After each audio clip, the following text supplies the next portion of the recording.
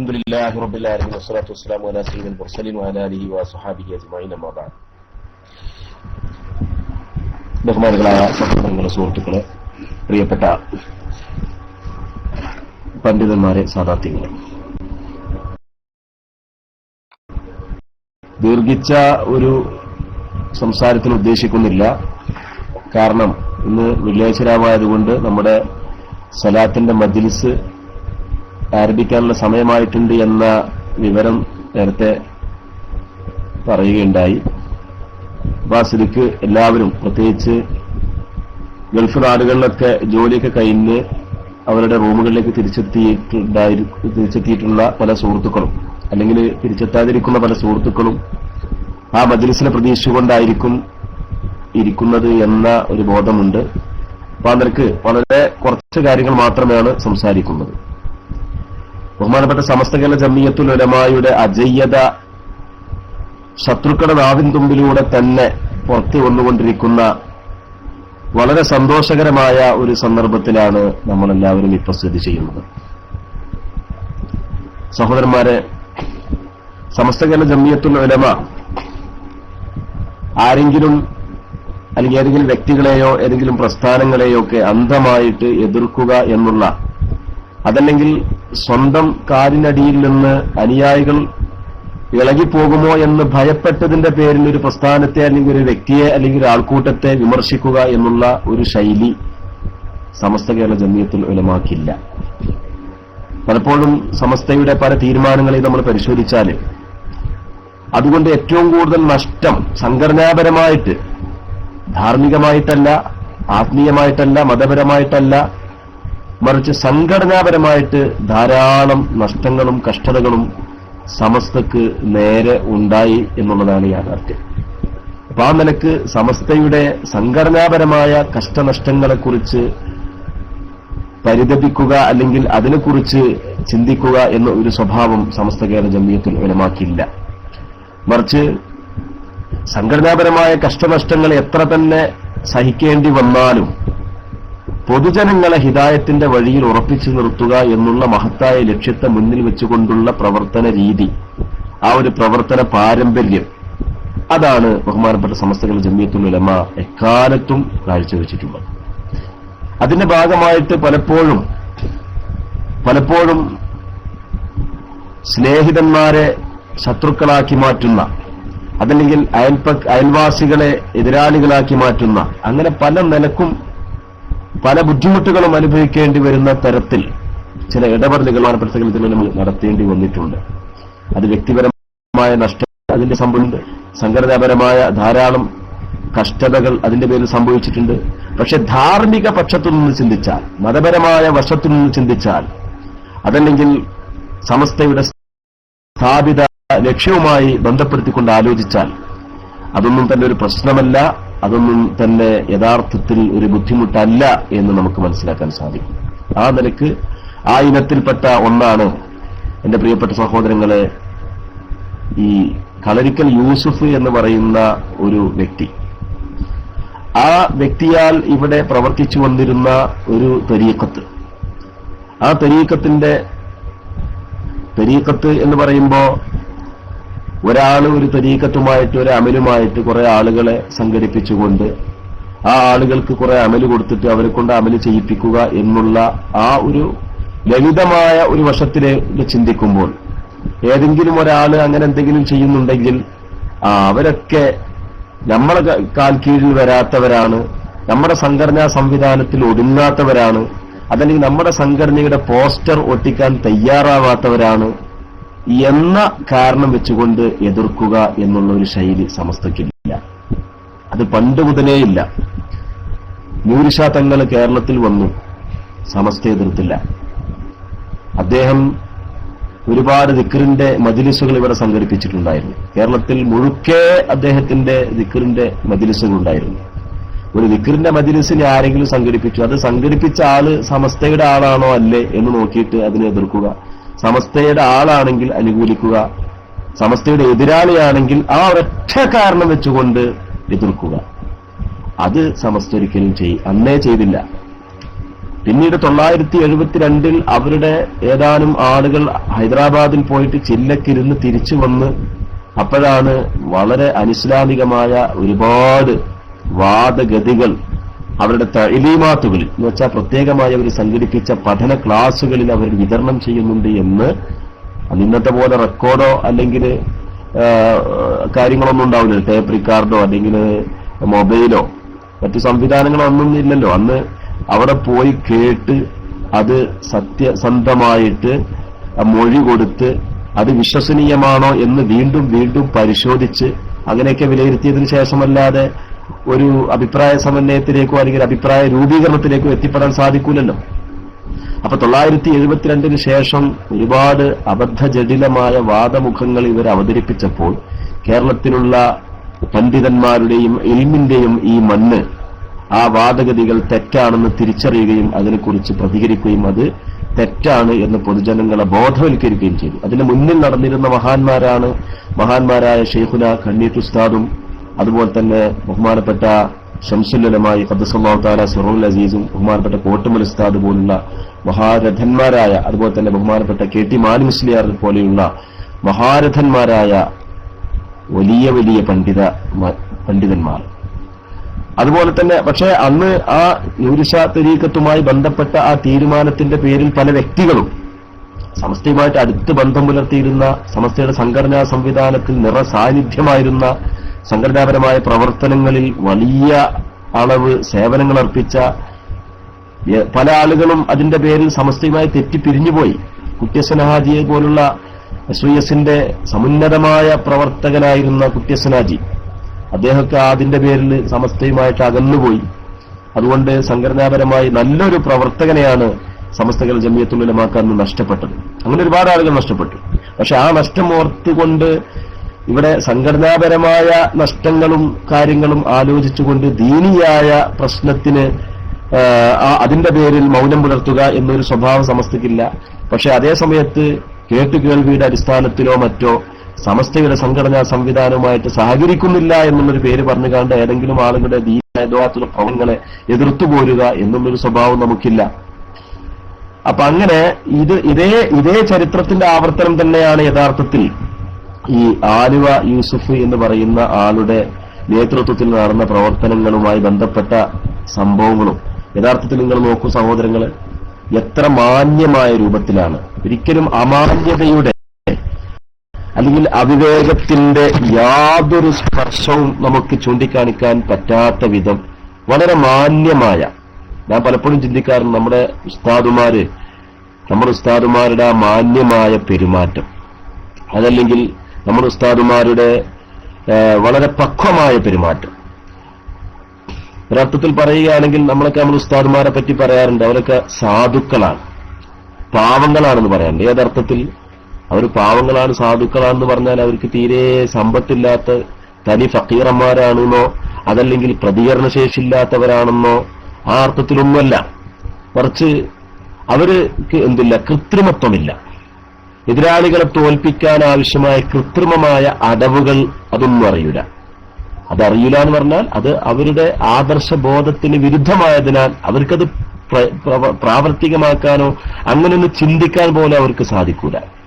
ആ രൂപത്തിൽ വളരെ നല്ല മാന്യമായ രൂപത്തിൽ കാര്യങ്ങളെക്കുറിച്ച് അന്വേഷിക്കുകയും ഒരു വിഭാഗം അവര് പിഴച്ചതാണോ അതോ അവർ നല്ലവരാണോ ഇതിനെക്കുറിച്ചുള്ള വിശദമായ പരിചിന്തനത്തിൽ, വിശദമായ പരിശോധനയിൽ, വിശദമായ വിശകലനത്തിൽ പിഴച്ചവരല്ല നല്ലവരായേക്കാം എന്നുള്ള ഭാഗത്തിന് കൂടുതൽ ഊന്നൽ നൽകി, അങ്ങനെ തന്നെ ആവട്ടെ എന്ന് കൂടുതൽ ചിന്തിച്ച്, അങ്ങനെ ആവാനുള്ള സാധ്യതയ്ക്ക് വേണ്ടി കൂടുതൽ ആഗ്രഹിച്ച്, അങ്ങനെ ആവാനുള്ള സാധ്യതയ്ക്ക് വേണ്ടി കൂടുതൽ അഭിലഷിച്ച്, അങ്ങനെയാണ് നമ്മുടെ ഉസ്താദുമാര് ഏതൊരു വിഷയത്തെക്കുറിച്ചും ചിന്തിക്കാറുള്ളത്, പഠനം നടത്താറുള്ളത്, പഠിക്കാറുള്ളത്. എന്നിട്ട് പോലും ഇതൊരു നിലക്കും പരിശുദ്ധ ദീനുമായി പൊരുത്തപ്പെടാൻ സാധിക്കാത്ത വിധം മാർഗഭ്രംശം വന്നതാണെന്ന് തികഞ്ഞ വസ്തുതാപരമായി ബോധ്യപ്പെടുന്ന ഒരു സാഹചര്യം വരുമ്പോൾ ഇനി മിണ്ടാതിരുന്നാൽ അത് അപകടത്തിലാകും എന്ന് കാണുമ്പോൾ മാത്രം, അങ്ങനെ ആ ഒരു ചിന്തയിൽ ഒരുപക്ഷെ ഒരുപാട് നഷ്ടങ്ങളുണ്ടാകാം, ഒരുപാട് സംഘടനാപരമായിട്ട് നല്ല പ്രവർത്തകരൊക്കെ ചിലപ്പോൾ ഒരു പക്ഷേ നഷ്ടപ്പെട്ടേക്കാം. പക്ഷെ ആ ഒരു പ്രവർത്തകർ നഷ്ടപ്പെടുക എന്നുള്ളതല്ലല്ലോ സമസ്തയുടെ സ്ഥാപിത താല്പര്യവും അതിന്റെ ലക്ഷ്യവും അതല്ലല്ലോ. കുറെ ആളുകൾ പോയത് കൊണ്ടൊന്നല്ലല്ലോ. മറിച്ച് വിഷയം വസ്തുതാപരമായിട്ട് അത് ബോധ്യപ്പെട്ടു കഴിഞ്ഞാൽ അത് ജനങ്ങളെ ബോധ്യപ്പെടുത്തി കൊടുക്കുക എന്നുള്ളതാണ്. അതിന്റെ അടിസ്ഥാനത്തിൽ 2006 മാർച്ച് 29 ഈ കളരിക്കൽ യൂസുഫിന്റെ ഈ തരീഖത്ത് അത് വളരെ തെറ്റായ തരീഖത്താണ് എന്ന് സമസ്ത ജംഇയ്യത്തുൽ ഉലമ അതിന്റെ വിശദമായ ചർച്ചകൾക്കൊടുവിൽ ആ തീരുമാനമെടുക്കുകയും അത് പൊതുജനത്തിന് മുമ്പിൽ അവതരിപ്പിക്കുകയും ചെയ്തു എന്നുള്ളതാണ്. പക്ഷേ അതിനുശേഷം അവരുടെ ഈ കളരിക്കൽ യൂസുഫിന്റെ കൂട്ടത്തിൽ പോയ പല സുഹൃത്തുക്കളും, ഞാൻ സുഹൃത്തുക്കൾ എന്ന് തന്നെ പറയാണ്, കാരണം അവരൊക്കെ നല്ല രൂപത്തിൽ പെരുമാറാൻ അറിയുന്ന ആളുകളായിരുന്നു. പക്ഷെ ഇയാളെ കൂട്ടത്തിൽ കൂടിയപ്പോൾ പിന്നെ അവർ പറയുന്നത് ഞങ്ങൾ മുഅ്മിനീങ്ങളാണെന്നാണ്, ഞങ്ങൾക്ക് ഈമാൻ ഞങ്ങൾക്കാണുള്ളത്, ബാക്കിയുള്ള തരീഖത്തുകാർക്കൊക്കെ ഇസ്ലാമേ ഉള്ളൂ, മുസ്ലിം ആവാനും ഒരു ഷെയ്ഖ് വേണം, ഷെയ്ഖ് ഉണ്ടായാലേ മുസ്ലിം ആകുള്ളൂ, പക്ഷെ ഞങ്ങളെ കൂട്ടത്തിൽ വരുമ്പോഴേ മുഅ്മിനാകുള്ളൂ, ഇനി ഷെയ്ഖ് ഇല്ലാത്തവരൊക്കെ മുനാഫിഖീങ്ങളാണ്, തമ്മാടികളാണ്, ഫാസിഖീങ്ങളാണ് എന്നാണ് ഇവർ പറഞ്ഞുകൊണ്ടിരിക്കുന്നത്. അപ്പൊ ഇത് വളരെ അപകടകരമായ ഈ മുസ്ലിം സമുദായത്തെ ഇത്രമാത്രം എകയറ്റുകയും ഇത്രമാത്രം സമൂഹത്തെ ഹേളി ചെയ്തുകൊണ്ടിരിക്കുന്ന ഈ ഒരു അവസ്ഥ മുസ്ലിമീങ്ങൾ അങ്ങോട്ട് പടർന്നു പോയാലുള്ള അവസ്ഥ എന്തായിരിക്കും? സമസ്ത കേരള ജംഇയ്യത്തുൽ ഉലമ പോലുള്ള വലിയ ഒരു പണ്ഡിത സഭ ഇവിടെ നിലനിൽക്കെ ഇത്തരത്തിലുള്ള അബദ്ധജടിലമായ ആരോപണങ്ങളും അവഹേളനങ്ങളും സമൂഹത്തിൽ പടർന്നു വരിക എന്നുള്ളത് അല്ലാഹു സുബ്ഹാനഹു വതആല പരലോകത്തോട് ചോദ്യം ചെയ്യൂലേ? അല്ലേ? അല്ലാഹു സുബ്ഹാനഹു വതആല അല്ലേ പരലോകത്തിൽ ചോദ്യം ചെയ്യൂല അങ്ങനെയുള്ള പ്രശ്നങ്ങൾ? അപ്പൊ ആ ഒരൊറ്റ വിചാരപ്പെടലിന്റെ അടിസ്ഥാനത്തിലാണ് എന്റെ പ്രിയപ്പെട്ട മുഅ്മിനീങ്ങളെ അന്ന് സമസ്ത കേരള ജംഇയ്യത്തുൽ ഉലമ തീരുമാനമെടുത്ത്. ഇപ്പൊ ചില ആൾക്കാർ പറയുന്നുണ്ട് ഞങ്ങൾ അങ്ങനെ പറഞ്ഞിട്ടില്ലടോ എന്നൊക്കെ പറഞ്ഞിട്ട് മെസ്സേജ് അയക്കുന്നുണ്ട്. ഇവർ കഴിഞ്ഞ മാസത്തിൽ നമ്മൾ ശരിക്കും കേട്ടതാണ്, ഇവരുടെ ക്ലാസ് റൂമിൽ ഒരാൾക്ക് ഷെയ്ഖ് ഇല്ലെങ്കിൽ അവന്റെ അവസ്ഥ എന്താണെന്ന് ചോദിച്ചപ്പോൾ അവൻ തമ്മാടിയാണ്, ഫാസിഖാണ് എന്ന മറുപടിയാണ് ഇവിടെ ക്ലാസ് റൂമിൽ നൽകിയത്. അല്ലേ? ഇവരുടെ ക്ലാസ് റൂമിൽ പറഞ്ഞതാണ് തമ്മാടിയാണ്, ഫാസിഖാണ് എന്ന മറുപടിയാണ് നൽകിയത്. അപ്പൊ ഈ രൂപത്തിൽ വളരെ മോശം. അപ്പൊ നിങ്ങളെ വാപ്പ തരീഖത്തുണ്ടായിരുന്നോ? വാപ്പ തമ്മാടിയാണോ എന്ന് ചോദിച്ചപ്പോ അതിന് പറഞ്ഞ മറുപടി മരിച്ചവരെ പറ്റിയിട്ട് നമ്മൾ അഭിപ്രായം അറിയുന്നില്ല എന്നാണ്.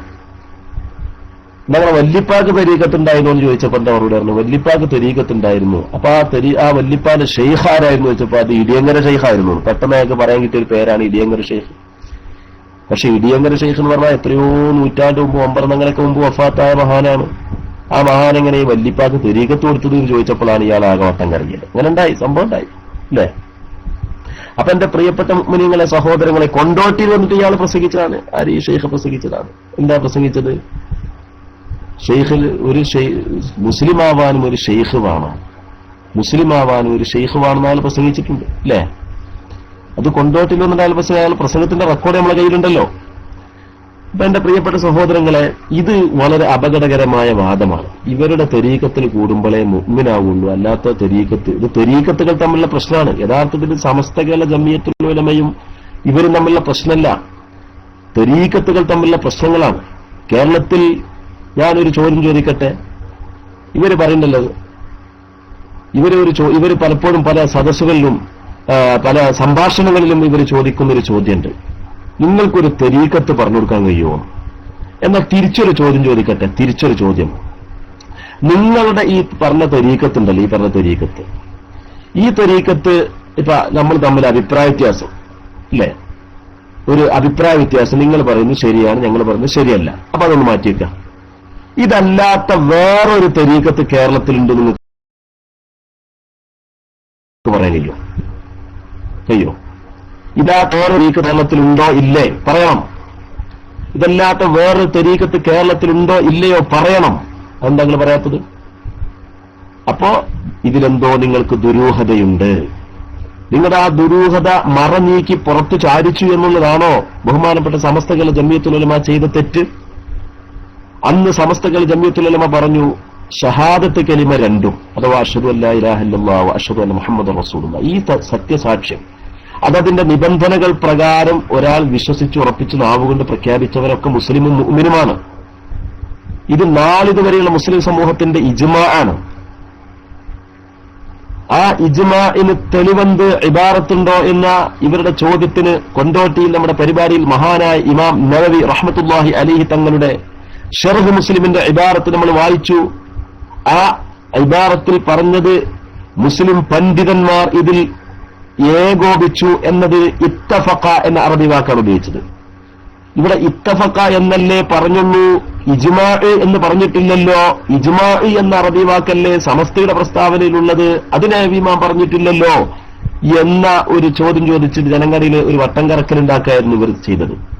അതിന് കൊണ്ടോട്ടിൽ വെച്ചുകൊണ്ട് കൃത്യമായി പറഞ്ഞു, ഇവിടെ ഇത്തഫഖ മുഹദ്ദിസൂന ഇത്തഫഖൽ ഉലമാഉ മിനൽ മുഹദ്ദിസീന വൽ ഫുഖഹാഇ വൽ മുതകല്ലിമീൻ, ഇസ്ലാമിക പണ്ഡിതന്മാർ മുഴുവൻ ഏകോപിച്ചു എന്ന ഇമാം നവവിയുടെ പ്രസ്താവനയുടെ അർത്ഥം ഇജ്മാ തന്നെയാണ് എന്ന് മഹാനായ ഇമാം ഇബ്നു ഹജർ റഹ്മത്തുള്ളാഹി അലൈഹി അവിടുത്തെ തുഹ്ഫത്തുൽ മുഹ്താജിൽ പറഞ്ഞത്, അവിടുത്തെ ഫത്ഹുൽ മുബീനിൽ ഉദ്ധരിച്ചത്. ഇവർക്ക് അതിനെപ്പറ്റിയൊന്നും യാതൊരു മിണ്ടാട്ടില്ല. അതിനെ സംബന്ധിച്ച് കാമ ഒരക്ഷരം മറുപടി പറയാൻ ഇവരുടെ കൊണ്ടോട്ടിയിൽ ഇന്ന് നടന്ന ഒരു മാമാങ്കത്തിൽ അവർക്ക് സാധിച്ചിട്ടില്ല എന്നാണ് അവിടുത്തെ പ്രവർത്തകന്മാർ നമ്മളോട്. ഞാൻ ആ പരിപാടി കേട്ടിട്ടില്ല, അത് കേൾക്കാൻ ഇവിടെ ക്ലാസ് റൂമിൽ വരാൻ പറ്റിയിട്ടില്ല. ഇൻഷാ അല്ലാഹ് അതിന്റെ റെക്കോർഡ് ഇൻഷാ അല്ലാഹ് നമ്മുടെ പ്രവർത്തകന്മാർ എത്തിച്ചേരും എന്നാണ് വിശ്വസിക്കുന്നത്. നമുക്ക് കേൾക്കാം. പക്ഷേ വിഷയത്തെ ശരിക്ക് വീക്ഷിച്ച, വിഷയത്തെ വസ്തുനിഷ്ഠമായി ശ്രദ്ധിച്ച നല്ല കുശാഗ്ര ബുദ്ധിയുള്ള നമ്മുടെ പ്രവർത്തകന്മാർ പറഞ്ഞത് അവർക്ക് അതിനെ സംബന്ധിച്ച് യാതൊരു മിണ്ടാട്ടവുമില്ല. പിന്നെ അയാളുടെ ജനനം സംബന്ധിച്ചുള്ള ഒരു വിഷയം പറഞ്ഞിരുന്നു. അതായത് അയാളുടെ ജനനം അറബിയിലും ഇംഗ്ലീഷിലും കൊടുത്തിട്ടുണ്ട്. ഇംഗ്ലീഷ് പ്രകാരം അറബി തെറ്റാണ്, അറബി പ്രകാരം ഇംഗ്ലീഷ് തെറ്റാണ്. ഇങ്ങനെ ഒരു ജനന തീയതിയിൽ ഒരു തെറ്റ് വന്നു എന്നുള്ളതല്ല നമ്മുടെ അന്നത്തെ കൊണ്ടോട്ടി പ്രസംഗത്തിൽ നടത്തിയ വിഷയം. മറിച്ച് ഇയാളെ മഹത്വവൽക്കരിക്കാൻ വേണ്ടി, അല്ലെ, ഇയാളെ മഹത്വവൽക്കരിക്കാൻ വേണ്ടി ചില ആൾക്കാർ പറയും ഇത് കൊണ്ടോട്ടി പരിപാടിയുടെ മറുപടിയാണ് എന്ന്. എന്റെ ഈ പ്രസംഗം ഒരിക്കലും തന്നെ കൊണ്ടോട്ടിയിൽ ഇന്ന് അവർ നടത്തിയ പരിപാടിയുടെ മറുപടി അല്ലേ അല്ല. അവരുടെ പരിപാടി മറുപടി അർഹിക്കുന്നില്ലേ ഇല്ല. അപ്പൊ ഇത് അതിന്റെ മറുപടിയാണെന്ന് വിചാരിക്കുന്നത്. ഞാൻ കുറച്ച് സമയം മൈക്കെടുത്ത് സംസാരിക്കുന്നത് മാത്രം.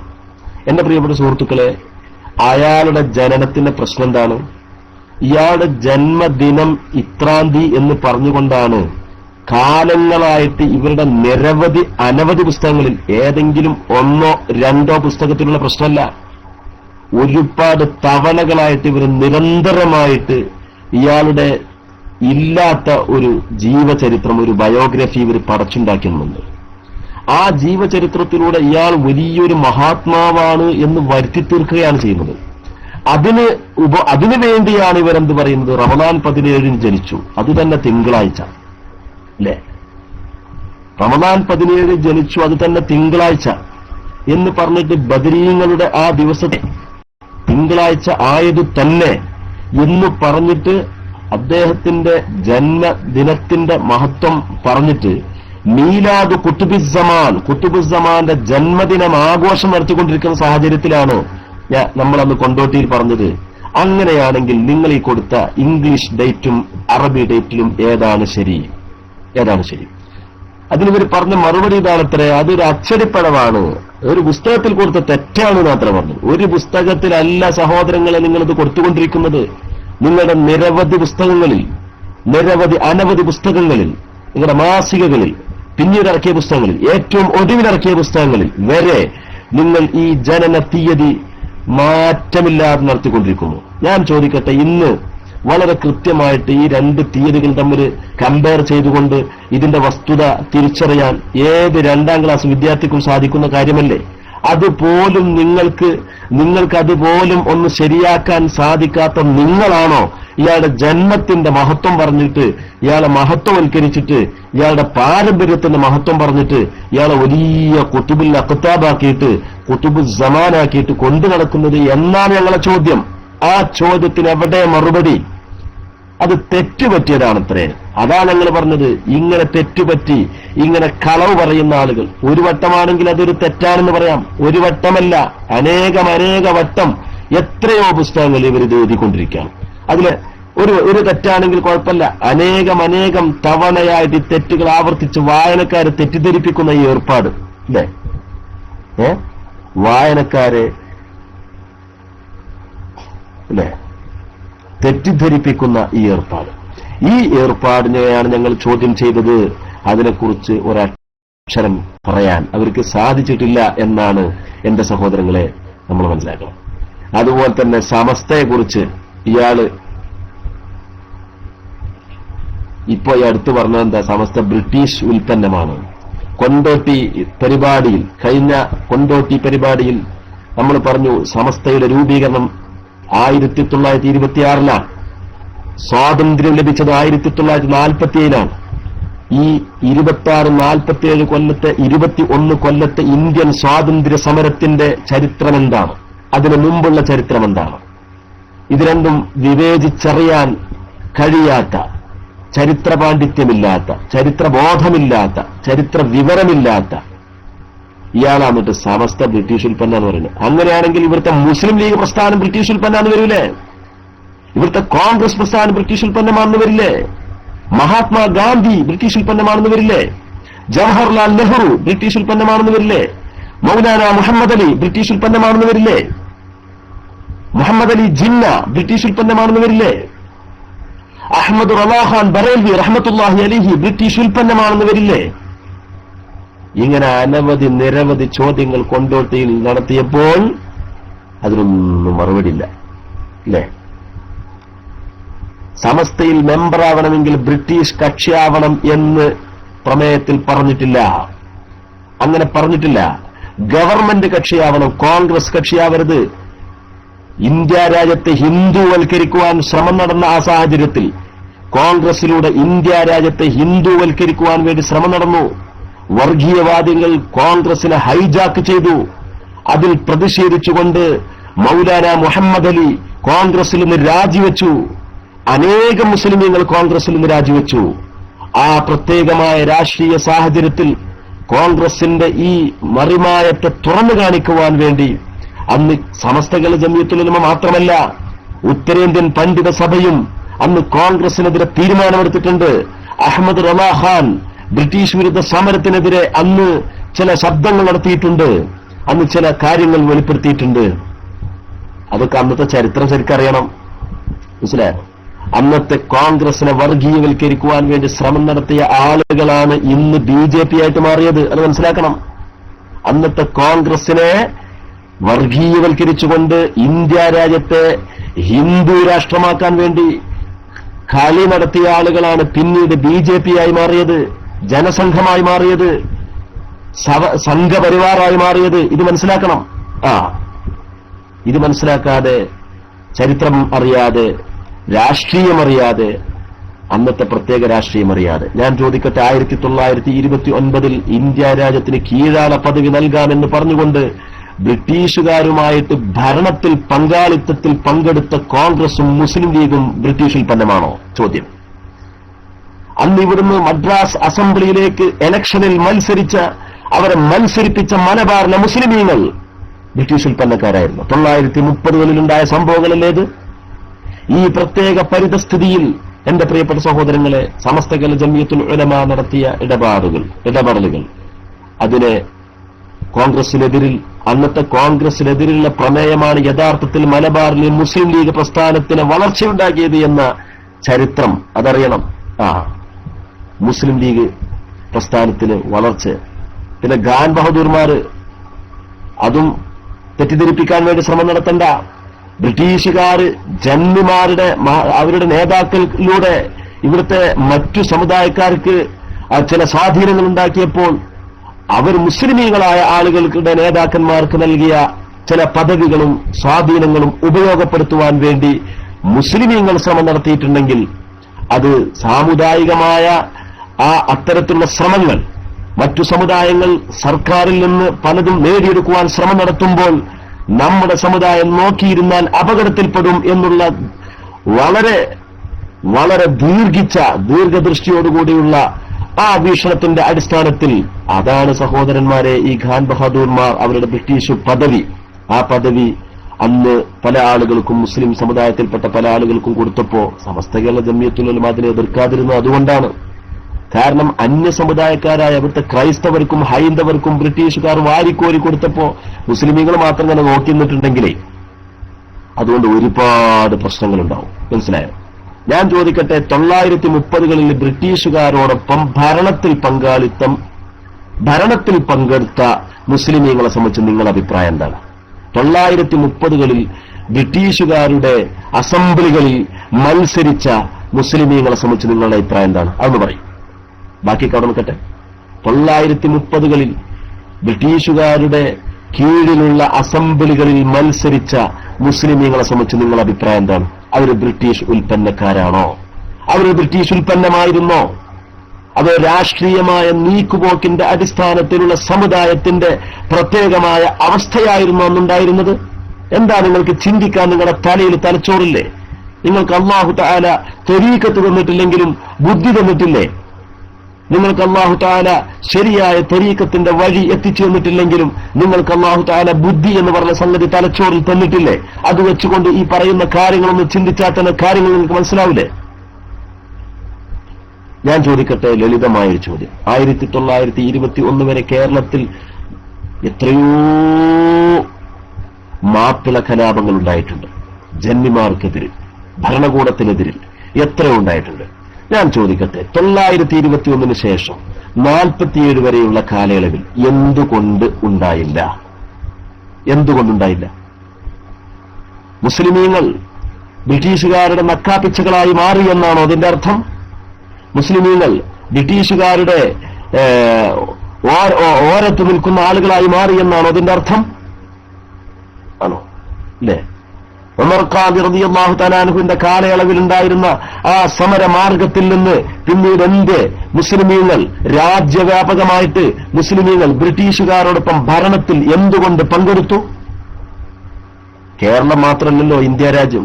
തമിഴ്നാട്ടിൽ മുസ്ലിമീങ്ങളില്ലേ? ആന്ധ്രാപ്രദേശിൽ മുസ്ലിമീങ്ങളില്ലേ? ഉത്തരേന്ത്യയിലില്ലേ? ജമ്മു കാശ്മീരിലില്ലേ? ഗുജറാത്തിലില്ലേ? പശ്ചിമ ബംഗാളിലില്ലേ?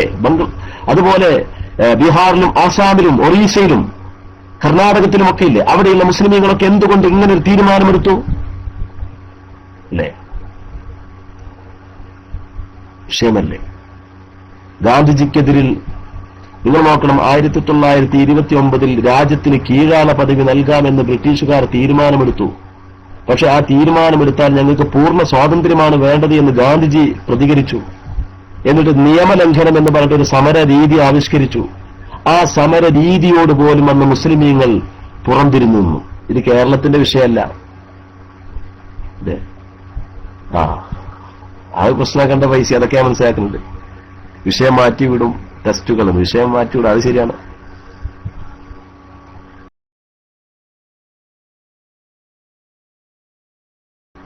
അപ്പൊ എന്റെ പ്രിയപ്പെട്ട സഹോദരൻ, ഇന്നിപ്പോ അറിഞ്ഞിരുന്നു, എന്താ പറഞ്ഞിരുന്നത്? ലാ ഇലാഹ ഇല്ലല്ലാഹ് മുഹമ്മദുർ റസൂലുള്ളാഹ് എന്നത് ആവർത്തിക്കുന്നത് ബീജം കുടിക്കുന്നതിന് തുല്യമാണ് എന്ന് MT അബ്ദുള്ള മുസ്ലിയാരും അദ്ദേഹത്തിന്റെ മകൻ MT അബൂബക്കർ ദാരിവിയും പ്രസംഗിച്ചു നടന്നുകൊണ്ടിരിക്കുന്നു എന്ന് ഇവരുടെ ഗുസ്തിയ ജംഇയ്യത്തുൽ ഉലമയുടെ സംസ്ഥാന ജനറൽ സെക്രട്ടറി എന്ന് പറയുന്ന മനുഷ്യൻ പറഞ്ഞപ്പോൾ ഞങ്ങൾ വെല്ലുവിളിച്ചു, നിങ്ങളാ പറഞ്ഞത് തെളിയിക്കാൻ സാധിക്കുമോ? അപ്പൊ പറഞ്ഞ് അത് ഒരു വാക്കിൽ തെറ്റിപ്പറ്റി പോയതാണ്, അങ്ങനെയല്ല പറഞ്ഞത്, ഇങ്ങനെയാണ് പറഞ്ഞത് എന്ന് പറഞ്ഞിട്ട് ഇപ്പോ നിങ്ങൾ നോക്കണം, വളരെ ഗുരുതരമായൊരു ആരോപണം ഉന്നയിക്കുമ്പോൾ വാക്ക് എങ്ങനെ തെറ്റാൻ പറ്റുമോ? സാധാരണ ഒരു പ്രസംഗത്തിൽ നടത്തുന്ന വാക്കുകൾ തെറ്റുന്നത് പോലെയാണോ ഒരു വിഭാഗത്തെ അല്ലെങ്കിൽ ഒരു വ്യക്തിയെ കുറിച്ച് ഒരു വിമർശനം നടത്തുമ്പോൾ ലാ ഇലാഹ ഇല്ലല്ലാഹ് മുഹമ്മദുർ റസൂലുള്ളാഹ്? ഞാൻ അന്ന് കൊണ്ടോട്ടിയിൽ പറഞ്ഞു, ബീജം എന്ന ഇവരുപയോഗിച്ച വാക്കിന് സമാനമായ അതിന്റെ പര്യായപദം ഉപയോഗിച്ചുകൊണ്ട് ഞാൻ പറഞ്ഞു ശുക്ലം എന്ന് തന്നെ പറഞ്ഞു. എന്തിനാ അങ്ങനെ പറഞ്ഞത്? രണ്ട് വാക്കും ഒരേ അർത്ഥത്തിലാണെങ്കിലും അതിന്റെ ഗൗരവം ജനങ്ങൾക്ക് മനസ്സിലാവാൻ വേണ്ടിയാണ്. ലാ ഇലാഹ ഇല്ലല്ലാഹ് മുഹമ്മദുർ റസൂലുള്ളാഹ് എന്നുള്ള ദിക്ർ ശുക്ലത്തിന് സമാനമാണ് എന്ന് പറഞ്ഞു എന്ന് ഇവർ കൊണ്ടോട്ടിയുടെ മണ്ണിനെ സാക്ഷി നിർത്തിക്കൊണ്ട് പറഞ്ഞ ഈ ജനറൽ സെക്രട്ടറിയുടെ പ്രസ്താവന ഇപ്പൊ ഇന്ന് അവർ തിരുത്തി. അവിടെ വാക്കിൽ ഒരു ചെറിയ മാറ്റം വന്നിട്ടുണ്ട്. അങ്ങനെ പറഞ്ഞതിൽ അങ്ങനെയല്ല, അത് പറഞ്ഞതിൽ ചെറിയൊരു അബദ്ധം പറ്റിയിട്ടുണ്ട് എന്ന് ഇന്ന് അവരുടെ പ്രസംഗത്തിൽ അവർ തിരുത്തിയിരിക്കുകയാണ്. എന്റെ പ്രിയപ്പെട്ട സഹോദരങ്ങൾ ശ്രദ്ധിക്കും. സമസ്ത കേരള ജംഇയ്യത്തുൽ ഉലമായുടെ 926-47 വരേക്കുമുള്ള 21 കൊല്ലത്തെ രാജ്യത്തിന്റെ വ്യാപകമായ സ്വാതന്ത്ര്യ സമര ചരിത്രത്തില് സമസ്തയുടെ ഇടപെടലും ആ സ്വാതന്ത്ര്യ സമരവും തമ്മിൽ യാതൊരു നിലക്കും ഇടയുന്നില്ല. സമസ്തയുടെ തീരുമാനം ചരിത്രപരമായിട്ട് ഒരാൾക്കും ചോദ്യം ചെയ്യാൻ പറ്റില്ല. പിന്നെ സമസ്തയുടെ പ്രമേയവും സമസ്തയുടെ ഇടപെടലുകളും ചോദ്യം ചെയ്തത് ഇവിടെ വഹാബികളാണ്. ഇവിടുത്തെ വഹാബികൾ, ആ വഹാബികൾ അവരുടെ ഇസ്ലാഹ് മാസികയിലും അൽമനാറിലും അതുപോലെ ഷബാബിലുമൊക്കെ കൊടുത്ത ഫോട്ടോസ്റ്റാറ്റുകൾ പകർത്തിയെടുത്തുകൊണ്ട് ഈ വിദ്വാൻമാര് നമുക്കെതിരിന് തിരിഞ്ഞതാണ്. അന്ന് നമ്മൾ ചോദിച്ചു, കൊണ്ടോട്ടിയിൽ ചോദിച്ചു, ഒമർ ഖാദിയുടെ സ്വാതന്ത്ര്യ സമരവും 926 ശേഷമുള്ള സ്വാതന്ത്ര്യ സമരവും ഒരുപോലെയാണോ? ആലി മുസ്ലിയാരുടെ സ്വാതന്ത്ര്യ സമരവും 926 ശേഷം നടന്ന രാജ്യവ്യാപകമായ സ്വാതന്ത്ര്യ സമര രീതിയും ഒരുപോലെയായിരുന്നോ? മമ്പ്രം തങ്ങളുടെ സ്വാതന്ത്ര്യ സമരവും 926-47 കാലത്തിലുള്ള 2 ദശാബ്ദക്കാലത്തെ സ്വാതന്ത്ര്യ സമരവും ഒരുപോലെയായിരുന്നോ? ആയിരുന്നു എന്ന് പറയാൻ ഇന്ന് ഇവരുടെ ഈ തെറിപ്രഭാഷകർക്ക് സാധിച്ചില്ല. പക്ഷെ ഒരു കാര്യത്തിൽ അഭിമാനിക്കട്ടോ, കളരിക്കൽ യൂസഫ് എന്ന് പറയുന്ന വ്യക്തിയുടെ കൂടെ കൂടിയിട്ട് ഇവരുടെ നാവിന് തെറിയുടെ സംസ്കാരമായി മാറി. പക്ഷേ കൊണ്ടോട്ടിയിലുള്ള നമ്മുടെ പരിപാടിക്കു ശേഷം ഇന്നത്തെ അവരുടെ പ്രസംഗത്തിൽ അവർക്ക് കുറെ തെർബിയത്ത് ചെയ്യാൻ നമുക്ക് സാധിച്ചില്ല. അവരുടെ മുറബിയായ ഷെയ്ഖുമാരായിട്ട്, ഭാഷാർത്ഥത്തിലാണ് ഞാൻ പറയുന്നത്, സാങ്കേതിക അർത്ഥത്തിലല്ല, അവരെ തെർബിയത്ത് ചെയ്യുന്ന, അവർക്ക് സംസ്കാരം എന്തെന്ന് പഠിപ്പിക്കുന്ന, സംസാരിക്കേണ്ടത് എങ്ങനെയെന്ന് പഠിപ്പിക്കുന്ന, പ്രഭാഷണത്തിലുള്ള മാന്യത എന്തെന്ന് പഠിപ്പിക്കുന്ന രൂപത്തിൽ അവരെ തെർബിയത്ത് ചെയ്ത് കുറെയൊക്കെ സംസ്കരിക്കാൻ നമുക്ക് സാധിച്ചു. ഇൻഷാ അല്ലാഹ് കുറച്ചുകൂടി പോയിട്ടുണ്ടെങ്കിൽ കുറച്ചുകൂടി അവർക്ക് നന്നായി വരും. ഷെയ്ഖിന്റെ തട്ടിപ്പും വെട്ടിപ്പും അവർക്ക് മനസ്സിലായിക്കൊണ്ട് അവര് ശാദ്വലമായ യാഥാർത്ഥ്യത്തിന്റെ തീരത്തേക്ക് അവർ മടങ്ങി വരും എന്ന് ഇൻഷാ അല്ലാഹ് നമുക്ക് മനസ്സിലാക്കാം. അപ്പൊ എന്റെ പ്രിയപ്പെട്ട സുഹൃത്തുക്കളെ, ഞാൻ എന്താണ് പറഞ്ഞു വരുന്നത് എന്ന് നിങ്ങൾ മനസ്സിലാക്കണം. സ്വാതന്ത്ര്യ സമരവുമായി ബന്ധപ്പെട്ട് ഇവർ നടത്തിയ സകല വിമർശനങ്ങളും അതിന്റെ അടിത്തറ തന്നെ തകർക്കുന്ന രൂപത്തിലുള്ള SKSF നടത്തിയ കൊണ്ടോട്ടിയിൽ നടത്തിയ ആ പരിപാടിക്ക് ഒരു മറുപടിയും പറയാതെ 9:55 പിരിച്ചുവിടേണ്ടുന്ന ഒരു ഗതികേടിലേക്ക് എന്റെ പ്രിയപ്പെട്ട സുഹൃത്തുക്കളെ ഇവരെത്തിപ്പെടുകയുണ്ടായി. പിന്നെ ഇവരുടെ ഒരു വലിയ തട്ടിപ്പുണ്ട്. എന്താണ് ആ തട്ടിപ്പ്? ഈമാനും ഇസ്ലാമും ഒന്നാണോ രണ്ടാണോ എന്നുള്ള ഒരു ചർച്ച. എന്റെ സുഹൃത്തുക്കളെ, ഇസ്ലാം കാര്യങ്ങൾ എന്ന് പറഞ്ഞാൽ ഇസ്ലാം കാര്യങ്ങൾ, ശരീരം കൊണ്ട് ചെയ്യുന്ന ശാരീരികമായ പ്രവർത്തനങ്ങളെക്കുറിച്ച് ഇസ്ലാം കാര്യങ്ങൾ എന്നും, ഖൽബ് കൊണ്ട് ചെയ്യുന്ന വിശ്വാസപരമായ കാര്യങ്ങളെക്കുറിച്ച് ഈമാൻ കാര്യങ്ങൾ എന്നും പറയും. ആ അർത്ഥത്തിൽ ഈമാനും ഇസ്ലാമും രണ്ടാണ്. അല്ലേ? അതാർക്കറിയാത്തത്? എന്റെ ഈ സംസാരം നിങ്ങൾ റെക്കോർഡ് ചെയ്തോളൂ. റെക്കോർഡ് ചെയ്തിട്ട് നിങ്ങൾ അവിടെയും ഇവിടെയും പ്ലേ ചെയ്തോളൂ, ഒരു പ്രശ്നവുമില്ല. ഇതൊക്കെ വ്യക്തമായിട്ട് തന്നെ ആലുവ തരീഖത്തിന്റെ പൊള്ളത്തരങ്ങൾ എന്ന പുസ്തകത്തിൽ നമ്മൾ സവിസ്തരമായി വിശദീകരിച്ചത് തന്നെയാണ്. ഭാഷാപരമായിട്ട് അതല്ലെങ്കിൽ വാക്കർത്ഥപരമായിട്ട് ഈമാനും ഇസ്ലാമും രണ്ടാണ്. അത് സുന്നത്തി ജമാഅത്തിന്റെ മദ്ഹബാണത്. വാക്കർത്ഥപരമായിട്ട് അത് ശർഈയായ വാക്കർത്ഥമാവട്ടെ അല്ലെങ്കിൽ ലോവിയായ വാക്കർത്ഥമാവട്ടെ, മഫ്ഹൂം എന്ന നിലക്ക് നല്ലോണം ശ്രദ്ധിക്കണം. ചിന്തിക്കുന്ന, കാര്യങ്ങളെക്കുറിച്ച് വിചിന്തനം നടത്താൻ കഴിവുള്ള, വിഷയങ്ങളെ സംബന്ധിച്ച് വേർതിരിച്ച് മനസ്സിലാക്കാൻ തൃഷ്ണയുള്ള ആളുകളോടാണ് ഞാൻ പറയുന്നത്. അന്ധമായി കടന്നു വരുന്ന ആളുകളോടല്ല. ശരിക്ക് ശ്രദ്ധിക്കണം. വാക്കർത്ഥപരമായിട്ട് മിൻഹൈസുൽ മഫ്ഹൂം വാക്കർത്ഥം എന്ന നിലക്ക് രണ്ടും രണ്ടാണ്. അതേസമയത്ത് ഹഷ്വിയാക്കൾ എന്ന് പറഞ്ഞൊരു വിഭാഗം ഉണ്ടായിരുന്നു പഴയകാലത്ത്, ഇമാമിങ്ങളെ കാലത്ത്. അല്ലെങ്കിൽ കറാമിയത്തി എന്ന് പറഞ്ഞൊരു വിഭാഗം ഉണ്ടായിരുന്നു. അവരെന്താ പറയുന്നത്? ഇസ്ലാം ഈമാനും വാക്കർത്ഥത്തിലും ഒന്നെന്നെയാണ്. അപ്പൊ ഒരാള് 5 വക്ത് നിസ്കരിച്ചു, എന്നാ അയാള് മുസ്ലിമുമാണ്, മുഅ്മിനുമാണ്. ഖൽബിൽ അയാൾക്ക് പടച്ചോനെ പറ്റി ഒരു വിശ്വാസവും ഇല്ല. ഖൽബിൽ അയാൾക്ക് മലായികത്തിനെ പറ്റി വിശ്വാസമല്ല. ഖൽബിൽ അയാൾക്ക് അന്ത്യദിനത്തെക്കുറിച്ച് വിശ്വാസമല്ല, പരലോകത്തെക്കുറിച്ച് വിശ്വാസമല്ല. എന്നാലും അയാൾ മുസ്ലിമുമാണ്, മുഅ്മിനുമാണ് എന്ന് പറയുന്ന പിഴച്ച പ്രസ്ഥാനക്കാരെ ഖണ്ഡിക്കുവാൻ വേണ്ടി ഇമാം ഷാഫിഈ റളിയല്ലാഹു അൻഹുവിനെ പോലുള്ള ആളുകൾ എടുത്തിട്ടൊരു ഇബാറത്തുണ്ട്. എന്താണ്? അത് ശരിയല്ല. ഇസ്ലാം കാര്യങ്ങൾ കൊണ്ടു നടന്നത് കൊണ്ട് ഒരാൾ മുഅ്മിനായിക്കൊള്ളുന്നില്ല. ഇസ്ലാം കാര്യങ്ങൾ കൊണ്ടു നടന്നത് കൊണ്ട് മുഅ്മിനായിക്കൊള്ളുന്നില്ല. ഇസ്ലാം കാര്യങ്ങൾ ഒരാൾ 5 വക്ത് നിസ്കരിച്ചാൽ മതി. എന്നാലും അയാൾ മൂമിൻ തന്നെയാണ്, കൽബിൽ ഈമാൻ വേണമെന്നില്ല, അയാൾ മൂമിൻ തന്നെയാണ് എന്ന് പറയുന്ന കറാമിയാക്കളെ ഖണ്ഡിക്കുവാൻ വേണ്ടി എടുത്തിട്ട ഇബാറത്തിനെ നമ്മളെ മുന്നിൽ, സമസ്തയുടെ മുന്നിൽ കൊണ്ടുവരിക, സുന്നത്ത് ജമാഅത്തിന് മുന്നിൽ കൊണ്ടുവരാൻ പാടില്ല. ഇമാം സുബിക്കി റളിയല്ലാഹു തആല അൻഹു അത് വളരെ വ്യക്തമായിട്ട് തന്നെ അവിടുത്തെ തബഖാത്തു ഷാഫിയത്തുൽ കുബറയിൽ പറഞ്ഞിട്ടുണ്ട്. ഈമാനും ഇസ്ലാമും രണ്ടാണ് എന്ന് ഷാഫി ഇമാമിനെ പോലത്തെ ആൾക്കാരൊക്കെ പറഞ്ഞത് ഏത് വിഭാഗത്തെ? ഈ പറഞ്ഞ കറാമിയാക്കൾ എന്ന് പറഞ്ഞ പിഴച്ച പ്രസ്ഥാനക്കാരെ, അതുപോലെ മുഅ്തസിലിയാക്കൾ പോലുള്ള പിഴച്ച പ്രസ്ഥാനക്കാരെ ഖണ്ഡിക്കുവാൻ വേണ്ടി പറഞ്ഞതാണ്. അതേ സമയത്ത് അതേ ഇമാമിങ്ങൾ തന്നെ പറഞ്ഞിട്ടുണ്ട്, ഒരാൾ അള്ളാന്റെ അടുക്കൽ സ്വീകാര്യനായ മുസ്ലിം ആവണമെങ്കിൽ, ശരിക്കും ശ്രദ്ധിക്കണം, അള്ളാഹുവിന്റെ അടുക്കൽ സ്വീകാര്യനായ മുസ്ലിം ആവണമെങ്കിൽ അൽ ഇസ്ലാമുൽ മുഅ്തബറു, അതാ അംഗീകരിക്കപ്പെടുന്ന ഇസ്ലാം, അംഗീകരിക്കപ്പെടുന്ന ഇസ്ലാം അത് ഉണ്ടാവണമെന്നുണ്ടെങ്കിൽ അയാൾക്ക് കൽബിൽ ഈമാൻ വേണം. മനസ്സിലായോ?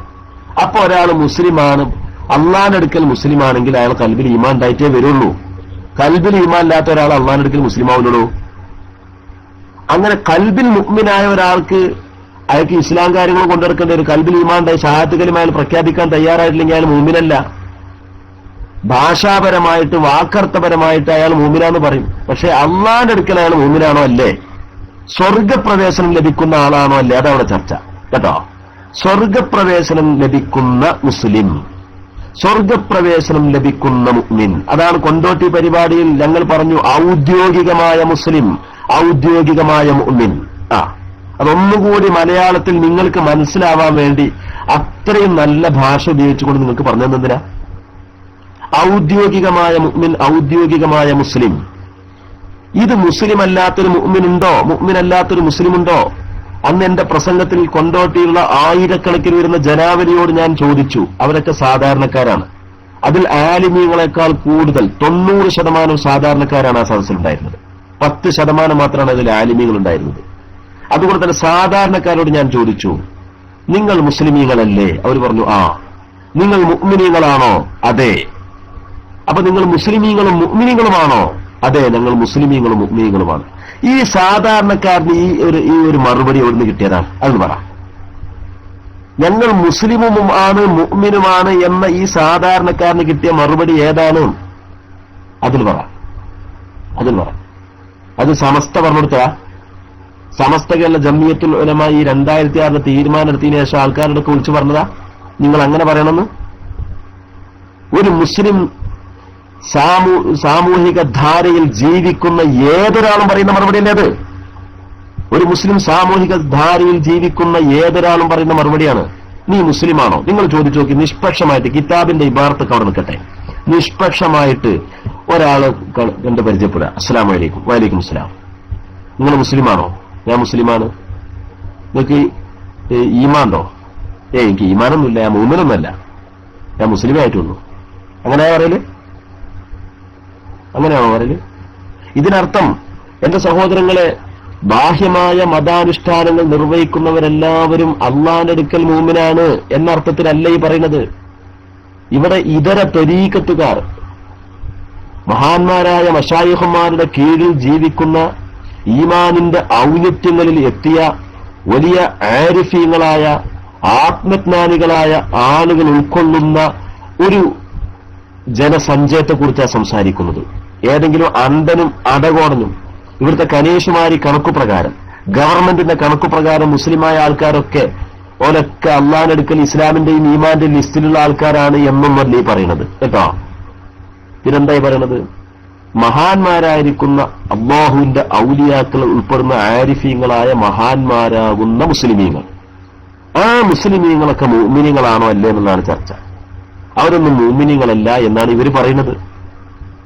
മനസ്സിലായോ? ഇതിനെക്കുറിച്ചാണ് ഇവിടുത്തെ ചർച്ച. അതല്ലാതെ ഇവിടെ കനേഷുമാരി മുസ്ലിമീങ്ങള്, ഇവിടെ ഇപ്പൊ ഖാദിയാനികളെ പറ്റി മുസ്ലിമീങ്ങൾ എന്ന് പറയില്ലേ?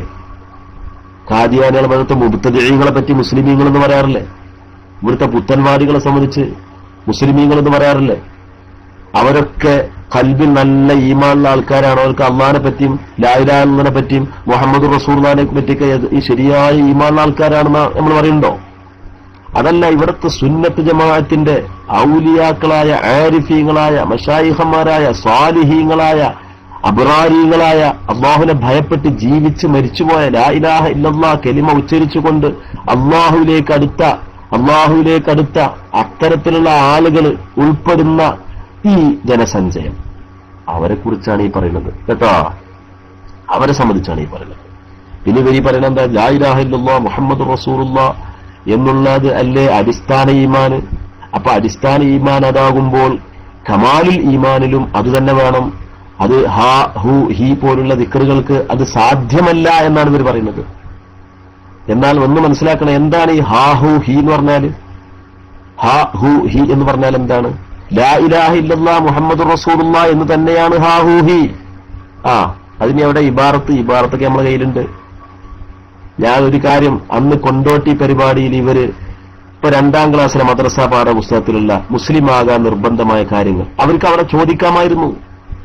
വളരെ മാന്യമായ രൂപത്തിൽ അവർക്ക് എല്ലാവിധ പ്രൊട്ടക്ഷനുകളും നൽകിക്കൊണ്ട്, ഒരു നിലക്കും നമ്മുടെ ഒരു പ്രവർത്തകന്റെ ഒരു വിരൽ പോലും അവരുടെ ശരീരത്തിൽ സ്പർശിക്കാത്ത വിധത്തിൽ എല്ലാവിധ പ്രൊട്ടക്ഷൻ നൽകിക്കൊണ്ടുള്ള അവർക്ക് ചോദിക്കാനുള്ള അവസരങ്ങൾ എന്താ? അവർ പറയും ഞങ്ങൾക്ക് സംശയമില്ലെങ്കിൽ നിങ്ങൾക്ക് വിമർശനമാവാം, വിമർശനങ്ങൾ വന്ന് ചോദിക്കാം. പക്ഷെ എന്തേ ചോദിക്കാതിരുന്നത്?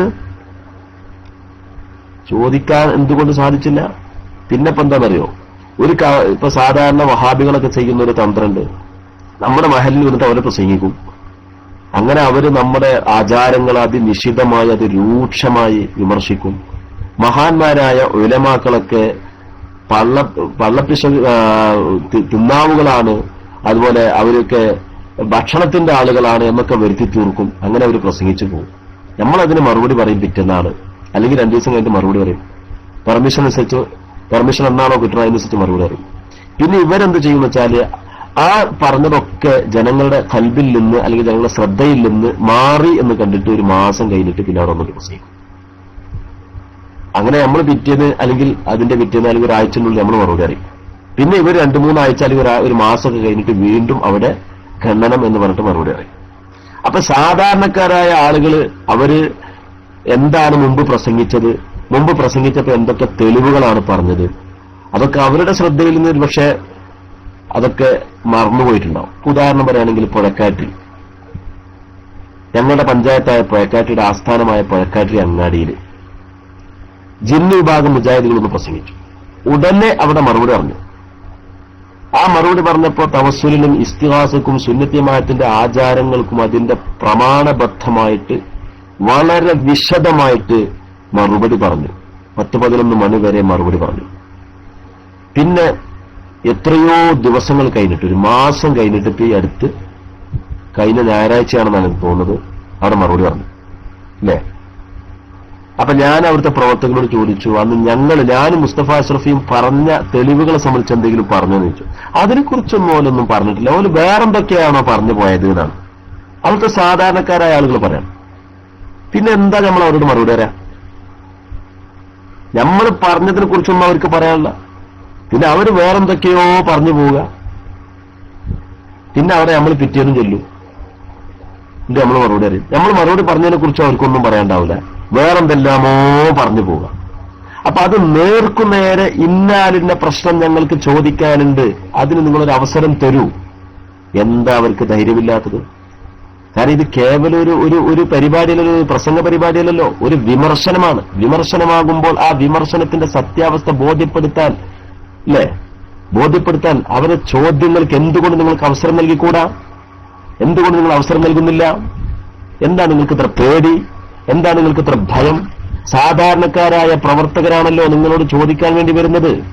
നിങ്ങളെ ഉത്തരം മുട്ടിക്കാൻ വേണ്ടി നിങ്ങൾ ഭയപ്പെടുന്ന അത്രമാത്രം വലിയ പണ്ഡിതന്മാരോ ബിരുദധാരികളോ ഒന്നും അവിടെ വരുന്നില്ലല്ലോ. കേവലം മദ്രസയിൽ മാത്രം പഠിച്ച വിജ്ഞാനമുള്ള സാധാരണക്കാരായ ആളുകൾ വന്ന് ചോദിക്കുന്ന ആ ചോദ്യത്തിനെന്താ നിങ്ങൾക്ക് ഉത്തരം കൊടുക്കാൻ ഇത്ര പേടി? അല്ലേ?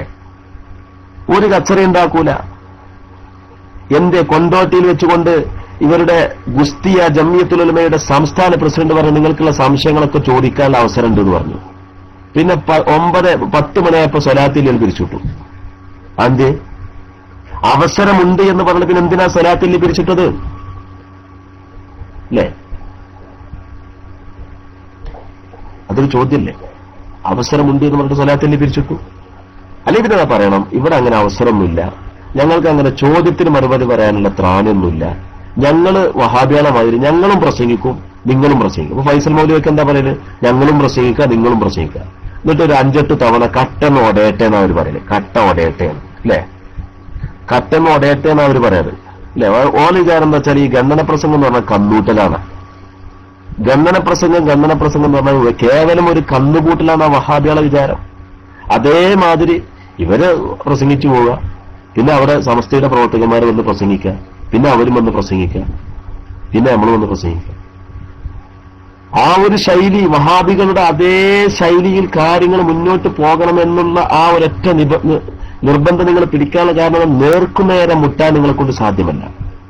ഞാൻ പറയട്ടെ, ഇവിടെ ഈമാൻ ഇസ്ലാം വിഷയത്തിൽ നിങ്ങളുടെ വാദം തനി സുന്നത്ത് ജമാഅത്തിന് വിരുദ്ധമാണ് അല്ലെ എന്ന് സ്ഥാപിക്കുവാൻ നേർക്കുനേരെ ഒരു സംവാദത്തിന് നിങ്ങൾ ഉണ്ടോ? നിങ്ങൾക്കതിന് സാധ്യമാണോ? പിന്നെങ്ങനെ കുമ്പസരിച്ചു പ്രസംഗിക്കാൻ നമ്മളെ നാട്ടിൽ വലിയ പ്രയാസമൊന്നുമില്ല. ഇന്ത്യ രാജ്യത്ത് പോലീസ് സ്റ്റേഷനിൽ പോയാൽ പെർമിഷൻ കിട്ടും. പിന്നെ മൈക്കങ്ങനെ ഒരാൾ മുന്നിൽ മൈക്ക, കുറച്ചാൾക്കാർ ഇങ്ങനെ അതിങ്ങനെ കേൾക്കാൻ കുറച്ചാൾക്കാരും, പിന്നെ കുറച്ച് ബോക്സ് അങ്ങോട്ട് ഇട്ടാൽ മതിയല്ലോ. എന്നാ പിന്നെ കേൾക്കണ്ടെന്ന് വിചാരിക്കുന്ന ആൾക്കാരും കേൾക്കുമല്ലോ അല്ലേ? എന്റെ പ്രിയപ്പെട്ട സുഹൃത്തുക്കളെ, സിദ്ദീഖ് അരിമ്പ്ര സാഹിബ് താഴുണ്ട്. ഞാൻ എന്റെ സംസാരം നീണ്ടുപോയിട്ടുണ്ടെങ്കിൽ അതൊന്ന് ഉണർത്തിയാൽ മതി. പ്രിയപ്പെട്ട സുഹൃത്തുക്കളെ, അതുപോലെ ഒരുപാട് കാര്യങ്ങൾ ഇവര് 14 തരീക്കത്തിന്റെ വിഷയം എന്താ? ഇവർ ചന്ദ്രികാ ദിനപത്രം അന്ന് നമ്മൾ ഉയർത്തി കാണിച്ചിരുന്നു. 14 തരീക്കത്ത് മാത്രമേ അംഗീകരിക്കാൻ പറ്റുകയുള്ളൂ എന്നായിരുന്നു ഇവരുടെ വാദം. 14 തരീക്കത്തുകൾ മാത്രമേ അംഗീകരിക്കാൻ പറ്റുള്ളൂ. തരീക്കത്തുകൾ ഒരുപാടുണ്ട്, പക്ഷെ അതിൽ 14 മാത്രമേ അംഗീകരിക്കാൻ പറ്റുള്ളൂ, ബാക്കിയുള്ളതൊന്നും അംഗീകരിക്കാൻ പാടില്ല എന്നായിരുന്നു. 14 തരീക്കത്ത് ഉണ്ട് എന്ന് മാത്രമല്ല പറഞ്ഞത്, തരീക്കത്തുകൾ പലതുണ്ട്, അവയിൽ 14 അംഗീകരിക്കാൻ പറ്റുള്ളൂ. ഇതിനെയാണ് സമസ്ത കേരള ജമിയത്തുൽ ഉലമ ചോദ്യം ചെയ്തത്. അപ്പൊ ഇവർ പറഞ്ഞു, അത് ഞങ്ങൾ പറഞ്ഞത് തരീക്കത്തുകളുടെ വൈവിധ്യം എന്ന് പറഞ്ഞാൽ അവയിൽ നൽകപ്പെടുന്ന ദിക്റുകളുടെ വൈവിധ്യം അനുസരിച്ചാണ്. ചിലർ ഹാ കൊടുക്കും, ചിലർക്ക് ഹൂ കൊടുക്കും, ചിലർക്കാർ ലാ ഇലാഹ ഇല്ലല്ലാഹ് കൊടുക്കും, ചിലർക്കാർ ഇല്ലല്ലാഹ് കൊടുക്കും, ചിലർക്കാർ ഹൂ കൊടുക്കും, ചിലർക്കാർ ലാ ഇലാഹ ഇല്ലല്ലാഹ് മുഹമ്മദുർ റസൂലുള്ളാഹ് കൊടുക്കും. ഇതൊക്കെ ഖുർആനിലും ഹദീസിലും വ്യക്തമാക്കിയതാണെന്നാ പറഞ്ഞു. കൊണ്ടോട്ടി നമ്മൾ ചോദിച്ചു, ആ വ്യക്തമാക്കിയ ഹദീസ് ഏത്, ആയത്തേത് പറയണം. എന്തേ അവർക്ക് മറുപടി പറയാൻ കഴിയാതിരുന്നത്? മറുപടി ഇല്ലാത്തതുകൊണ്ടല്ലേ. പിന്നെ ഇവർ പറഞ്ഞു, ഹിജ്റ 4-5 നൂറ്റാണ്ടിൽ പ്രശസ്തമായ ദിക്റുകൾ, പ്രശസ്തമായ തരീക്കത്തുകൾ 14 ആയത് അടിസ്ഥാനം വെച്ചുകൊണ്ട് പറഞ്ഞതാണ് എന്ന ഒരു ഒഴിഞ്ഞുമാറ്റം ഇവർ നടത്താൻ ശ്രമിച്ചപ്പോ അവിടെയും നമ്മൾ പിടികൂടി. എങ്കിൽ ആ 14 കുറിച്ചാണോ നിങ്ങൾ പറഞ്ഞതെങ്കിൽ അതിലൊന്ന് മാത്രമാണ് ഈമാന്റെ തരീക്കത്തെന്നും അത് തന്റെ തരീക്കത്താണെന്നാണല്ലോ നിങ്ങൾ പറഞ്ഞത്. അതും കൂടി കൂട്ടിച്ചേർക്കണം. 14 എന്ന ഒരു നമ്പറിൽ മാത്രം പിടിച്ച് കളിച്ചാൽ പോരാ. ആ 14 ഒന്ന് മാത്രമാണ് ഈമാനിന്റേതെന്നും ബാക്കിയുള്ളതൊക്കെ ഇസ്ലാമിന്റേതാണെന്നും ഈമാന്റേതാണ് തന്റേതെന്നും എന്നാണല്ലോ നിങ്ങൾ പറഞ്ഞത്. എങ്കിൽ ആ 14 ഏതാണ് ഈമാനിന്റെ തരീക്കത്ത്, ബാക്കിയുള്ള 13 ഇസ്ലാമിന്റെ തരീക്കത്തുകൾ ഏതൊക്കെ പറയണം. അത് വെച്ചിട്ടാണ് നിങ്ങൾ കളിക്കുന്നതെങ്കിൽ അതിൽ ഏതാണ് ഈമാനിന്റെയും ഇസ്ലാമിന്റെ തരീക്കത്തുകൾ എന്ന് പറയണം. അപ്പൊ ഇതിന് ഇവർ പറഞ്ഞ മറുപടി എന്താണ്? അങ്ങനെ പറഞ്ഞിട്ടില്ലെങ്കിൽ ഞങ്ങൾ പേക്കുവാന്നാ ചോദിച്ചത്. അങ്ങനെ പറഞ്ഞിട്ടില്ലെങ്കിൽ നിങ്ങൾ പേക്കൂല എന്നുള്ളതല്ല, അത് വെച്ചിട്ടാണ് നിങ്ങൾ പറയുന്നത് എന്ന് നിങ്ങൾക്ക് പറയണമെന്നുണ്ടെങ്കിൽ നിങ്ങൾ അത് മറുപടി പറയണം. അതാണ് ഞങ്ങളുടെ ചോദ്യം. അത് വെച്ചിട്ടാണ് ഹിജ്റ 4-5 നൂറ്റാണ്ടുകളിൽ പ്രശസ്തമായ 14 വെച്ചുകൊണ്ടാണ് ഞങ്ങൾ പറയുന്നത് എന്ന് നിങ്ങൾ പറയുകയാണെങ്കിൽ അവയിലേതാണ് ഈമാന്റെ തരീക്കത്ത്, ഇസ്ലാമിന്റെ തരീക്കത്തുകൾ ഏത് എന്ന് നിങ്ങൾ വ്യക്തമാക്കാതെ ആ മറുപടിക്ക് നിങ്ങൾക്ക് യാതൊരു അവകാശവുമില്ല. അത് പറഞ്ഞിട്ടില്ലെങ്കിൽ നിങ്ങൾ പേച്ചില്ല എന്നല്ല, അത് പറയാൻ നിങ്ങൾക്ക് എന്ത് അവകാശം എന്നാണ് ഞങ്ങളുടെ ചോദ്യം. എന്തേ ആ ചോദ്യത്തിന് മറുപടി പറയാതിരുന്നത്? ആ ചോദ്യത്തിന് ഇവർക്ക് മറുപടിയില്ല. പിന്നെ മലക്കുകൾ ആദം നബി അലി ഇസ്ലാമിന്റെ മേൽ ചാടിക്കളിക്കുകയായിരുന്നു എന്ന് ഗുൽസാറെ കദീറി പറഞ്ഞതിനെ കുറിച്ച് നമ്മൾ പറഞ്ഞപ്പോ, അങ്ങനെയാണെങ്കിൽ റൂഹുൽ ബയാനിൽ യമുറൂന അലൈഹി എന്നുണ്ടല്ലോ, മലക്കുകൾ ആദം നബി അലി ഇസ്ലാമിന്റെ മേൽ ചാടിക്കളിക്കുകയായിരുന്നു എന്നുണ്ടല്ലോ. അപ്പൊ അതിനെക്കുറിച്ച് നിങ്ങൾ എന്തു പറയും എന്നല്ലേ ഇവർ കൊണ്ടോട്ടിൽ വെച്ച് ചോദിച്ചത്. അവിടെ നമ്മൾ ചോദിച്ചു, യമുറൂന അലൈഹി എന്ന് പറഞ്ഞാൽ ചാടിക്കളിക്കുക എന്ന അർത്ഥം എവിടുന്ന് കിട്ടി നിങ്ങൾക്ക്? അപ്പൊ ആ ചോദ്യത്തിന് ഇവർ പറഞ്ഞ മറുപടി അതൊരു ഒരു വാക്കുപിഴവായി സംഭവിച്ചതാണ്. നോക്കണം നിങ്ങൾ. അപ്പൊ ഇവർക്ക് എന്ത് സംഭവിച്ചാലും അത് വാക്കുപിഴവാണ്. അങ്ങനെ അവസാനം വരെ നിങ്ങളുടെ എല്ലാ വിഷയങ്ങളും വാക്കുപിഴവായിട്ട് മാറും അല്ലേ? എല്ലാ വിഷയങ്ങളും നിങ്ങൾക്ക് നിങ്ങളുടെ ഷെയ്ഖിന് സംഭവിച്ചുകൊണ്ടിരിക്കുന്നതും ഇത് തന്നെയാണ്. അയാൾക്കും ഇങ്ങനെയുള്ള പിഴവുകളാണ് സംഭവിച്ചുകൊണ്ടിരിക്കുന്നത്. അത് ശരിയല്ല, അത് തെറ്റാണ് എന്നാണ് സമസ്തകളുടെ ജമീയത്തുൽ ഉലമ ചൂണ്ടിക്കാണിച്ചത്. എന്ത് പറഞ്ഞാലും നമ്മളെ ചോദ്യത്തിനൊക്കെ അവരുടെ മറുപടി എന്താണ്? അത് വാക്കുപിഴവാണ്, വാക്കുപിഴവാണ്. വാക്കുപിഴവ് പറയാനാണോ നിങ്ങൾ വന്നത്? നിങ്ങളുടെ ഗുസ്തിയ ജംഇയ്യത്തുൽ ഉലമയുടെ സംസ്ഥാന നേതാക്കന്മാർ വന്നുകാണ് പ്രസംഗിച്ചത് മുഴുവൻ വാക്കുപിഴവുകളായിരുന്നില്ലേ? അപ്പൊ വാക്കുപിഴവായിരുന്നു എന്ന് പറഞ്ഞ് രക്ഷപ്പെട്ടിട്ടൊന്നും കാര്യമില്ല.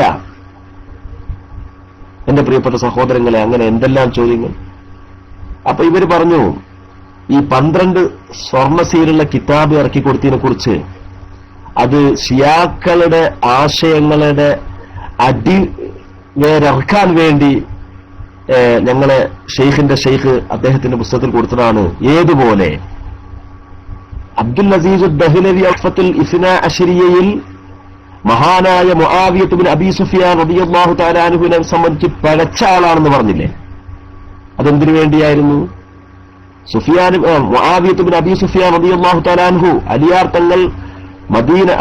തങ്ങൾ ഭരണം നടത്തിയപ്പോൾ സമാന്തരമായിട്ട് ഷാം കേന്ദ്രീകരിച്ചുകൊണ്ട് ഭരണം നടത്തിയ മുആവിയത്ത് ബിൻ അബീ സുഫിയാൻ റളിയല്ലാഹു തആല അൻഹു, ബഹുമാനപ്പെട്ടവർ അലിയാർ തങ്ങളുടെ ആ കാലത്ത് ബാവിൻ അഥവാ ഭരണകൂടത്തിനെതിരിൽ വിപ്ലവം നടത്തിയ ആൾ എന്ന രൂപത്തിലായിരുന്നു.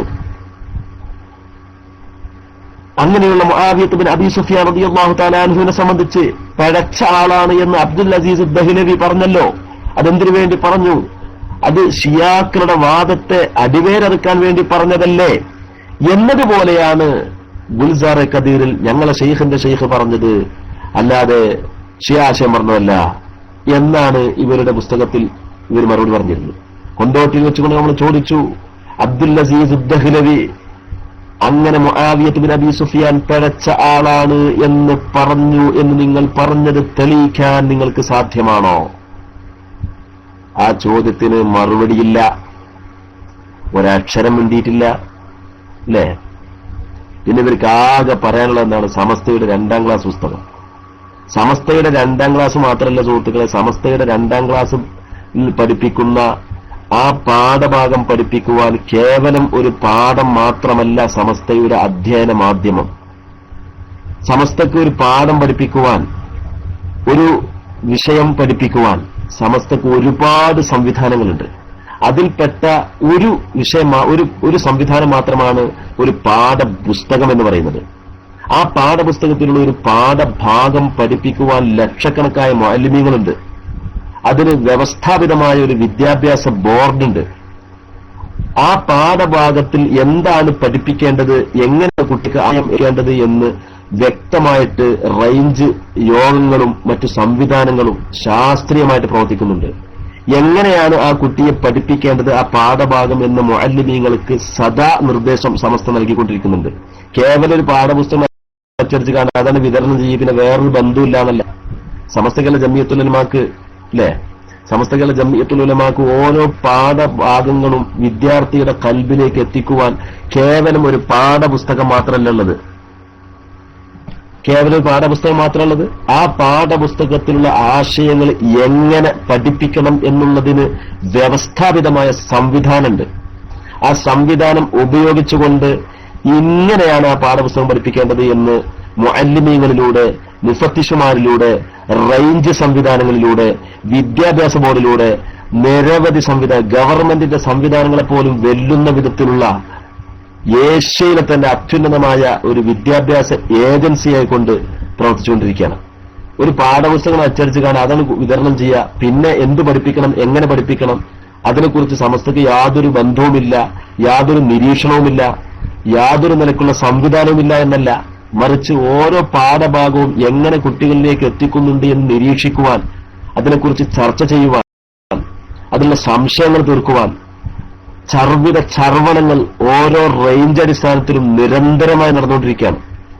മദ്രസ പാഠപുസ്തകത്തിലുള്ള ആ പാഠഭാഗത്തെപ്പറ്റി നിരവധി അനവധി മുഅല്ലിമീങ്ങളുമായിട്ട് ഞാൻ സംസാരിച്ചിട്ടുണ്ട്. നിങ്ങൾ എന്താണ് ആ പാഠഭാഗത്തിൽ നിന്ന് മനസ്സിലാക്കിയിട്ടുള്ളത്? മുസ്ലിം ആവാൻ ഷഹാദത്ത് കലിമക്ക് പുറമെ നിസ്കരിച്ചെങ്കിലേ മുസ്ലിം ആകൂ എന്നാണോ നിങ്ങൾ മനസ്സിലാക്കിയിട്ടുള്ളത്? ഞങ്ങളങ്ങനെ മനസ്സിലാക്കിയിട്ടില്ല. അങ്ങനെയാണോ നിങ്ങൾ കുട്ടികൾക്ക് പഠിപ്പിച്ചു കൊടുത്തുള്ളത്? ഞങ്ങൾ അങ്ങനെ പഠിപ്പിച്ചു കൊടുത്തിട്ടില്ല. പിന്നെ ആ പാഠഭാഗത്ത് നിങ്ങൾ എങ്ങനെ മനസ്സിലാക്കുന്നു?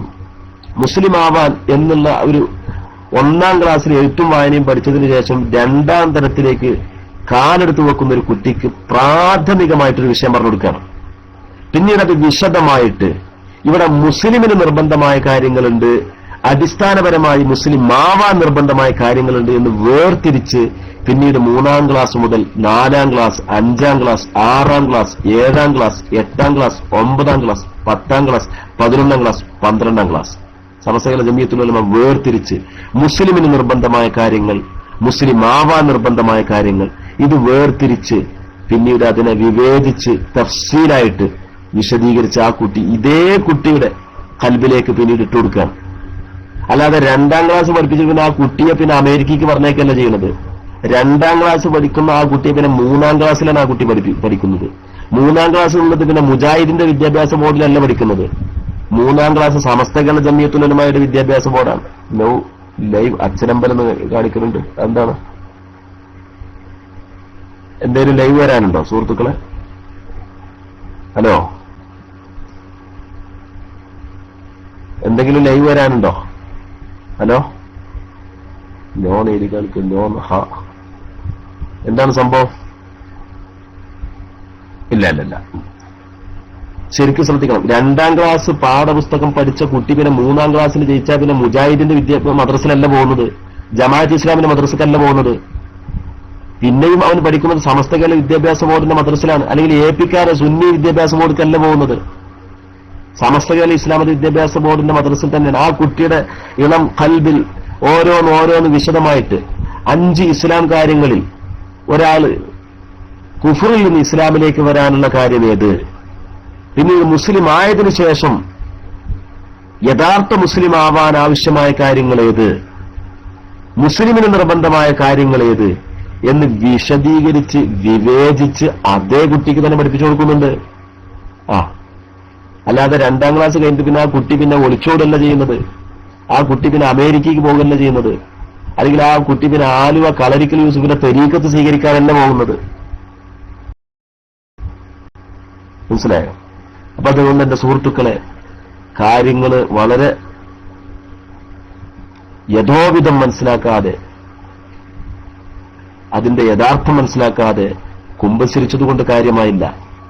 പിന്നെ ഇവരുടെ മഞ്ചേരിയിൽ കുത്തുബുസ്സമാൻ വരുന്ന കാര്യം ഇവർ അനൗൺസ് ചെയ്തു. ചന്ദ്രികാ ദിനപത്രത്തിൽ 1/2 പേജ് സപ്ലിമെന്റ് ഇറക്കി പരസ്യം ചെയ്തു. അതിൽ ബഹുമാനപ്പെട്ട സമസ്ത കേരള ജംഇയ്യത്തുൽ ഉലമയെ വിമർശിക്കുവാൻ വേണ്ടി ഇവർ 2 പ്രധാനപ്പെട്ട പോയിന്റാണ് ഇതിൽ കൊടുത്തത്. എന്താ കൊടുത്തത്?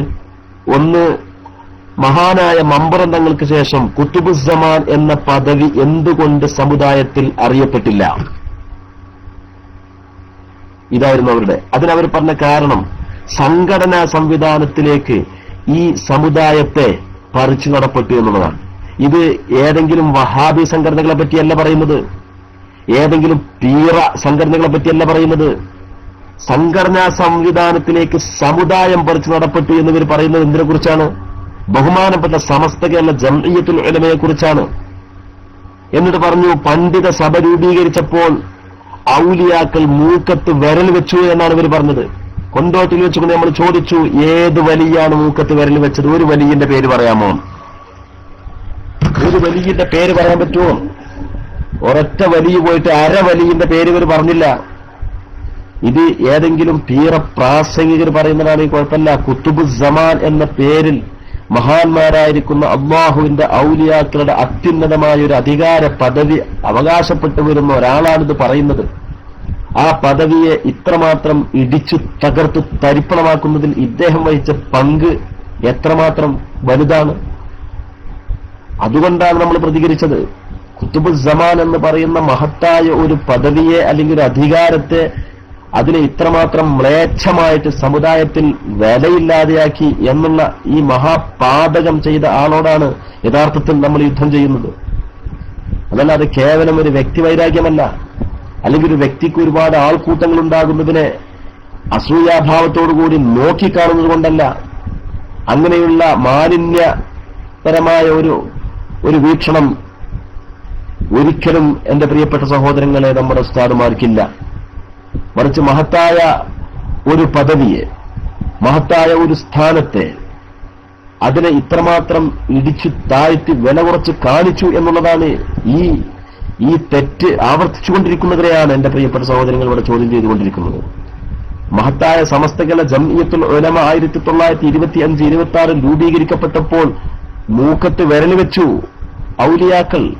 ഇതിനെക്കുറിച്ചാ. അതാണ് ഇവിടെ കുത്തുബുസ്സമാൻ എന്നുള്ള പദവി ചർച്ച ചെയ്യപ്പെടാതെ ഇവിടെ അത് ജനങ്ങളുടെ ഇടയിൽ ഇല്ലാതെയായി പോകാൻ കാരണം എന്നാണ് ഇവർ പറയുന്നത്. എന്നിട്ട് അതിന് മറ്റൊരു കാരണം പറഞ്ഞെന്താണ്? ഈ സംഘടനാ സംവിധാനം എന്ന് പറയുന്നത് ജൂത സൃഷ്ടിയാണ്. സംഘടനാ സംവിധാനം ജൂത സൃഷ്ടിയാണ്. ഇതെന്തിനാണ് ഇവർ പറയുന്നത്? കേവലം ഒരു സംഘടനാ സംവിധാനവും സമുദായവും തമ്മിലുള്ള ബന്ധം വിശദീകരിക്കലല്ല. സംഘടനാ സംവിധാനവും സമുദായവും തമ്മിലുള്ള ബന്ധം വിശദീകരിക്കലല്ല. സംഘടനാ സംവിധാനം, അതുപോലെയുള്ള ആധുനിക സിലബസ് സംവിധാനം, ഇതൊക്കെ എന്ന് പറയുന്നത് പഴയ കാലത്തില്ല എന്നുള്ള കാര്യം ഉറപ്പന്നല്ലേ? റസൂലുള്ളാഹിന്റെ കാലത്തില്ല, സഹാബത്തിന്റെ കാലത്തില്ല, പിൽക്കാലത്തില്ല. പക്ഷെ അതൊക്കെ പിന്നീട് വന്നതാണ്. അതേ സമയത്ത് സമുദായവും സംഘടനാ സംവിധാനവും തമ്മിലുള്ള ബന്ധം വിശദീകരിക്കുകയല്ല ഇവർ ചെയ്യുന്നത്. മറിച്ച് മഹത്തായ സമസ്ത കേരള ജംഇയ്യത്തുൽ ഉലമ എന്നുള്ള സാത്വികമായ പണ്ഡിത സഭയുടെ രൂപീകരണമാണ് ഔലിയാക്കൾ നിഷ്പ്രഭമാവാൻ കാരണം എന്നാണ് ഇവർ പറഞ്ഞുകൊണ്ടിരിക്കുന്നത്. ഇതിനെയാണ് കൊണ്ടോട്ടിൽ വെച്ചുകൊണ്ട് ചോദ്യം ചെയ്തത്. അങ്ങനെയാണെങ്കിൽ സമസ്ത കേരള ജംഇയ്യത്തുൽ ഉലമ രൂപീകരിക്കുന്നതിന് മുമ്പുള്ള എത്രയോ പതിറ്റാണ്ടുകൾ കഴിഞ്ഞുപോയി അല്ലേ? ആ പതിറ്റാണ്ടുകളിൽ എന്തുകൊണ്ട് കുത്തുബുസ്സമാൻ, ഇവിടെ മമ്പറന്നങ്ങൾക്ക് ശേഷം വന്ന കുത്തുബുസ്സമാൻ ആരാണ്? അതറിയപ്പെടാതെ പോയത് സമസ്ത കാരണമായിരുന്നോ? ആ ചോദ്യത്തിന് എന്തേ ഒരു മറുപടി പറയായിരുന്നു അല്ലേ? 19-ാം നൂറ്റാണ്ടിലെ സംഘടനാ സംവിധാനം ഉണ്ടായിരുന്നു എന്ന് ഒരു ലേഖനത്തിൽ വന്നു എന്നതാണോ അതിന്റെ മറുപടി? നിങ്ങൾ എന്തിനാണ് ഈ വിഷയം എഴുതിയത്? നിങ്ങൾ എന്തിനാണ് ഈ വിഷയം ഇവിടെ പറഞ്ഞത്? അതുമായി ബന്ധപ്പെട്ട ഞങ്ങളുടെ ചോദ്യത്തിൽ എന്തേ നിങ്ങൾക്ക് മറുപടി ഇല്ലാതിരുന്നത് അല്ലേ? എന്റെ പ്രിയപ്പെട്ട സഹോദരങ്ങളെ ശരിക്കും മനസ്സിലാക്കണം. അതുകൊണ്ട്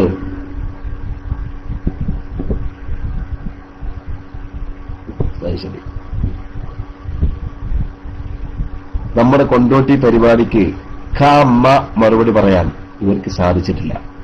ഇനി സാധിക്കുകയുമില്ല, ഒരിക്കലും തന്നെ സാധിക്കുകയില്ല എന്ന് മാത്രം ഈ സന്ദർഭത്തിൽ സൂചിപ്പിച്ചിട്ട് ബഹുമാനപ്പെട്ട സിദ്ദീഖ് അരിമ്പ്ര സാഹിബ് മറ്റു വിഷയങ്ങളെ സംബന്ധിച്ചുള്ള വിശദമായ പ്രതിപാദനങ്ങൾ നടത്തും എന്ന് ഞാൻ പ്രതീക്ഷിക്കുന്നു.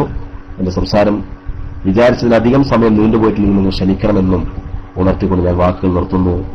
ഇൻഷാ അല്ലാഹ് നല്ല ഇടപെടലുകൾ നടത്തണമെന്നുണ്ടെങ്കിൽ ഞാൻ ഒരു കാര്യം പറയട്ടെ. ബഹുമാനപ്പെട്ട സമസ്ത കേരള ജംഇയ്യത്തുൽ ഉലമ ഈ വിഷയം തീരുമാനമെടുത്തപ്പോൾ പറഞ്ഞ കാരണങ്ങൾ, ആ കാരണങ്ങളെക്കുറിച്ചുള്ള ഒരു തുറന്ന സംവാദത്തിന്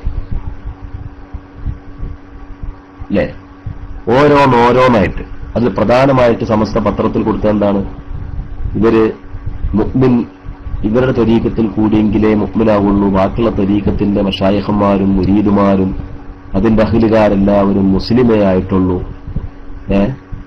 14 ത്വരീഖത്തിനപ്പുറമുള്ള ത്വരീഖത്തുകളൊക്കെ അംഗീകരിക്കപ്പെടാൻ പറ്റാത്തതാണ് എന്നിങ്ങനെയുള്ള ഇവരുടെ വാദഗതികൾ, ആ വാദഗതികൾ ശരിയല്ല എന്ന സമസ്തയുടെ തീരുമാനം. ആ തീരുമാനം അതിനു പുറമെ ഇന്നിപ്പോ അയാളുടെ മ്ലേച്ഛമായ പലതും കൂടെ പുറത്തു വന്നിരിക്കുകയാണ്.